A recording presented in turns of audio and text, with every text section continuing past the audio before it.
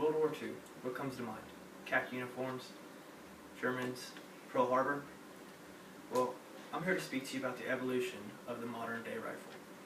And I'm going to explain to you how the gas-operated semi-automatic rifle was first developed back in World War II time and still technology that we use today. I'm going to explain to you the milestones and the pitfalls developing from the M1 Garand to the AR-15. I've served in the United States Air Force for 6 years now, been working on aircraft, and I've been around some of the most high-tech and expensive technology that any military, any country has to offer. And just like some of you, I'm a gun enthusiast, and I am going to explain to you how the modern day rifle has come to what it is today. So with that said, I'm going to explain about how the M1 Garand was the first semi-automatic rifle used in combat, to the M16 that was used in Vietnam and how that was developed and the pitfalls that it had to overcome. And now let's start by expressing the importance of the M1 Garand in the hands of the greatest generation of our time during World War II. Well, the M1 Garand was the first semi-automatic rifle used in combat.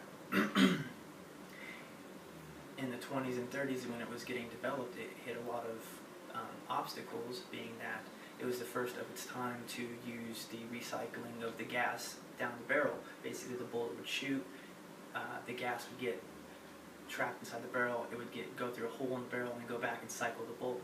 Well, that operation was hard to start, and the surplus of the .30 caliber ball ammo, along with the persistence of Mr. John Garand, they were able to come up with the M1 Garand with the gas-operated semi-automatic rifle. And it was huge, and the Army decided to distribute it throughout its infantry's forces. Well, not only was the fact that it was gas-operated was big, but the Germans and the Japanese were still using the bolt-action rifle initially. Yes, they later adopted the idea of the M1, but at first it was a big advantage for the American soldiers. It was very reliable. They were able to clean it during combat situations very quickly, and they had an 8-round magazine that was easily inserted into the rifle that they could just shoot and then just trash after they get done. Now that we have some knowledge about where the semi-automatic rifle first started, let's press forward with the evolution of the M16. Well, the research for the M16 didn't initially start with the need for a new rifle. It started with the need for a smaller caliber, higher velocity round. Well, originally the Army was using the .308 caliber for their M14s to use. Well, that caliber was very effective, it was very heavy, and had a strong recoil, so it wasn't as accurate. So they started research with John Hopkins and the ORO studies, Johns Hopkins University, and they gathered a bunch of Korean War veterans, and they basically asked them questions about their combat situations. And the solution was that they needed a round that was able to shoot 300 yards accurately and be very effective and penetrate an Army spec helmet at 300 yards. So they developed the 5.56 by .45 caliber. So along with the development of that new round, they needed a new rifle to also shoot the small caliber high velocity. So Mr. Eugene Stoner with the Armalite Aerospace Engineering Company developed the AR-15, hence the name AR-15 is for Armalite, not assault rifle.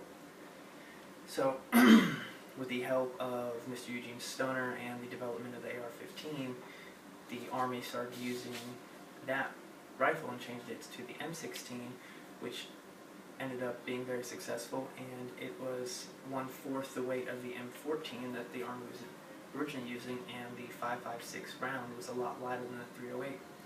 So now allow me to conclude everything we've gone over the evolution of the AR-15.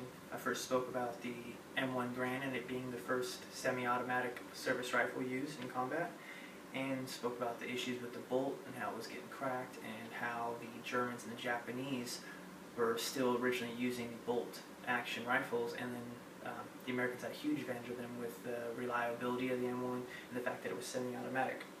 And then lastly, I spoke about the M16 and how it was first developed by the development of the 5.56 round and the Johns Hopkins research.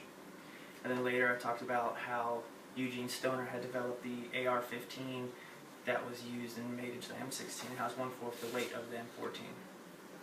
So the evolution of the modern day rifle has endured the most extreme of tests throughout the decades. It started off as the M1 Grand in the trenches of Germany and in Japan, and it was developed into the M16 that was used in the jungles of Vietnam. So there have been major changes in these manufacturings of both rifles, but some still stay the same with the semi-automatic gas operation system. These tests have been administered on the battlefield, and the AR-15 stands victorious. From its beginning as its first semi-automatic rifle to the M1 Grand, as the M1 Grand to the AR-15, and it being ultralight and customizable.